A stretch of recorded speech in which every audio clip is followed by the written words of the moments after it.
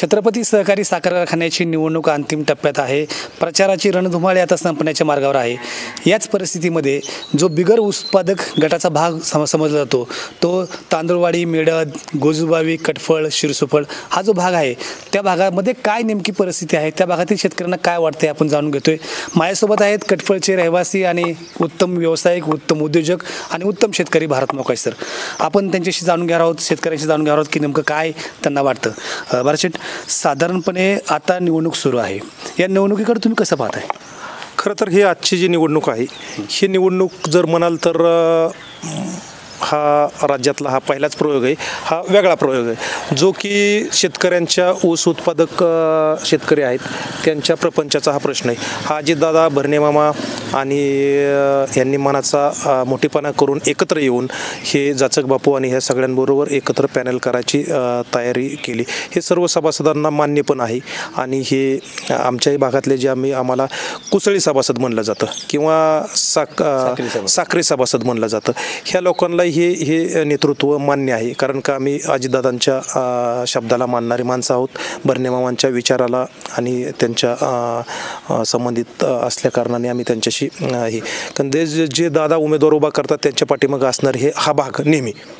आणि हा दादांनी जो निर्णय घेतला आहे त्या निर्णयाच्या पाठीमागं आमचे ह्या भागातील सगळी गावं, गोजूबाई असेल, काही पारवडीचा पार्ट आहे जो निंबोडीत आहे, जैनकवाडी आहे, कटपळे, वंजारवाडी, सावळ, तांदळवाडी जवळची आहे. ही गावं ही आमची 1950 सभासद आम्ही कॅल्क्युलेट करतो आम्ही तसं त्या पद्धतीने. जवळपास 2000 सभासद आहेत. जवळपास 2000 सभासद आहेत. आणि या 2000 सभासदांचं पाहिलं तर हे एकतर्फी मतदान म्हणू आपण, जे की दादांचं मतदान. हे बऱ्याच वेळा निर्णायक ठरतं.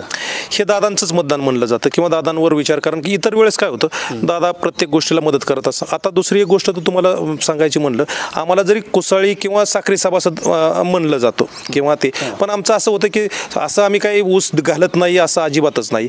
कधीतरी 3 वर्षातनं एकदा आमचा एखाद्या शेतकऱ्याचा घरात 4 सभासद असेल, 2 सभासद असेल, त्यातल्या एखाद्या शेतकऱ्याचा ऊस जात नाही, बाकीच्या 2चा जातो. त्याच्यामुळं आम्ही म्हणजे ऊस उत्पादक आहेतच, 100% ऊस उत्पादक आहोत. ऊस आमचा चांगलाही निघतो. आमचा ऊस आम्ही म्हणेल बागायतातला ऊसापेक्षा आमचा माळातला येणाऱ्या ऊसाला निश्चितच त्याची रिकव्हरी बसत असेल. आम्ही काही कारखान्याचा अभ्यास म्हणजे त्यातला केलेला नाही किंवा करतही नाही, पण निश्चित आमच्या माळरानात येणारा ऊस हा निश्चित बाकीच्या ऊसापेक्षा तो चांगला असेल. फक्त आम्हाला गरज कधी पडते, मार्च महिन्याच्या पूर्वार्धात, फेब्रुवारीमध्ये कधीतरी पाणी कमी पडायचा प्रकार असतो. त्यामुळं आमची अपेक्षा नेहमी अशी राहते की आमच्या ऊसाला तोड हा वेळेत मिळावी, थोडंसं दुसऱ्यापेक्षा झुकतं माप असावं. हा तर खरा आमचा नेहमीचा मुद्दा असतो. खरं तर हा जिव्हाळ्याचा विषय हा आमचा शेतकऱ्यांचा आणि ह्या विषय. पण दुसरी एक आता आम्ही पाहिलं की आमचं कटपळगाव हे लाकडी निंबोडी योजनेत समाविष्ट नव्हतं, पण आम्ही अजितदादांना विनंती केली, एक साधं पत्र दिलं, ते दादांनी लगेचच ते सगळीच गावं त्यांच्यात नाही सर, कटपळगाव नव्हतं त्याच्यात, बाकीची गाव होती पण कटपळ नव्हती. लगेचच दादांनी हे गाव त्याच्यात घेतलं आणि आता कटपळला 750 हेक्टर जमिनीला ओलिताखाली उजनीचं पाणी कटपळा, जी लाकडी निंबोडी योजना, जी ड्रीम प्रोजेक्ट आहे, भरणे मामांचं स्वप्न होतं, त्या स्वप्नाचं अजितदादांनी त्याला सत्यात रूपांतर करणारा नेता म्हणजे अजितदादा. आणि ते जर पाणी आमच्या कटपळ गावाला आलं तर आमचा ऊस हा बाकीच्या कारखान्याच्या एकही बिगर ऊस उत्पादक राहणार नाही. आणि आमचे सभासद अजून 200-300 सभासद ह्या कारखान्याला नवीन तयार होतील सभासद.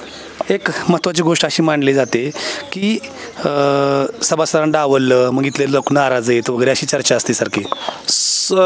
खरं तर बघायला आम्ही अजिबात नाराज नसतो. सभासदांना डावललं आम्ही अजिबात नाराज नसतो. पण कारखान्याच्या वेगळ्या भागात आम्ही असल्या कारणाने, वेगळा पार्ट असल्या कारणाने आम्हाला त्या कारखाना परिसरात काय चाललेलं हे माहीत नसतं. ह्यासाठी माझं आपणाच्या मार्फत मागणी अशी राहील पुढं की सत्यात हे 100% अजितदादा, भरणे मामाचा, जाचक बापू त्यांचा पॅनल येणार आहे. जाचक बापू ते चेअरमन असतील त्या कारखान्याचे. त्याची आम्ही आमच्या गावात निवडणूक झाल्यावर तिथं परत सत्काराला आम्ही तिथं बोलावणार आहे त्यांना. म्हणजे हे 100% ह्याच्यात काहीच बदल नाही आहे. दुसरी गोष्ट अशी की आम्हालाही कारखान्याकडून काही अपेक्षा आहेत, प्रशासनाकडून, म्हणजे आता जे होणारे चेअरमन आणि त्यांचे संचालक बोर्ड.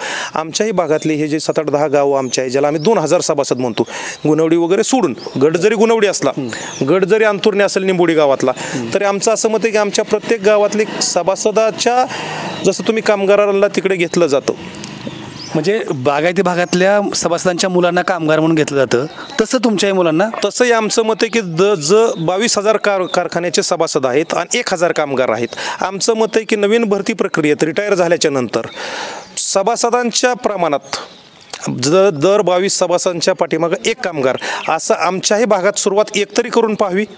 जसं की आम्हाला त्या कारखान्यात काय चाललं आहे, आम्हाला साखर आणायला जायचं म्हणलं तर तिथं ते सहज जाता येईल. कारखान्यावर काय काम करायचं असेल तर आम्हाला ते विचारात त्यातल्या आमच्या माणसाला विचारता येईल. मग माझ्या गुजबाईचं असेल, माझ्या कटपळचं असेल, माझ्या वंजारवाडीचं असेल, माझ्या रुईचं असेल, माझ्या सावळचं असेल, माझ्या निंबोडीचं असेल, तांदळवाडीचं असेल, जळूचीचं असेल, ह्या लोकांच्या गावातला एक जरी मुलगा कारखान्यात कामाला गेला तर त्या कारखान्यात काय काम चालतं, कारखाना पहिला कसा होता आणि आता कसा चालतोय हे आम्हाला पण माहिती मिळेल. आणि हा कारखाना निश्चित चांगला चालणार आहे. आणि ते चालत असताना आम्हाला पण पुढची उद्या माहिती, ज्या आम्ही मतं देतोय, ज्या आम्ही मतं देणार आहे त्या माणसांनी आम्हाला पुढं आमची तिथं जर का माणसं घेतली तर आम्हालाही कळून जाईल की ह्या तारखेला लागण तारीख करायची असते, आम्ही वेळेत लागण तारीख करू. म्हणजे हे आम्हाला कमीत कमी कारखान्याचे जे नियम आहेत किंवा आम्ही तर थोडंसं मागास राहिलेलो आहे ह्या कारखाना ऊसाच्या नियम ह्याच्यात, तर आम्हाला त्यातलं नॉलेज येऊन जाईल आणि आम्ही पण प्रवाहात येऊ तुमच्याबरोबर. एक महत्त्वाची गोष्ट अशी की ज्यावेळेस तुम्ही असं म्हणता तुमचा एरिया सगळा असा हा MIDCचा एरिया आहे किंवा हा प्रत्येक भागाला खरं तर जमिनीला शेतीला जरी शेतमालाचा जरी कमतरता असली तरी इथल्या जमिनीला मात्र सोन्याचा भाव आहे. या सगळ्या पार्श्वभूमीवर कारखाना अडचणीत आहे आणि ही अस्तित्वाची लढाई असं सांगितलं जातं. याच्यामध्ये ह्या भागातली भूमिका काय असेल?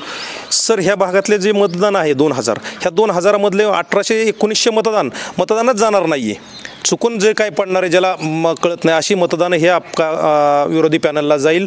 कारण का हे सगळं दादांना मानणारा वर्ग आहे.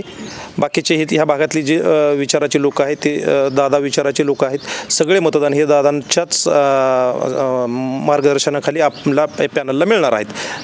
खरं तर हा सगळा जो भाग आहे तो भाग सतत निर्णायक समजला जातो. 20 वर्षामध्ये विरोधक म्हणतात की बारामतीच्या पेट्या फुटतात तेव्हा सगळं वातावरण बदलतं. इंदापूरमध्ये वातावरण वेगळं असतं आणि बारामतीमध्ये वातावरण वेगळं असतं. हे का? तर याच्यावरती प्रत्येक वेळी ठपका या भागावरती दिला जातो. आता यांच्याच तोंडून उत्तर मिळालं की हा भाग म्हणजे अजित पवारांचा भाग आहे आणि साहजिकच ही अजित पवारांची ताकद देखील मानली जाते. छत्रपती सहकारी साखर कारखान्याचा निकाल फिरतो तो या भागातून. यावेळची परिस्थिती कशी आहे हे आपण जाणून घेण्याचा हा छोटासा प्रयत्न केला.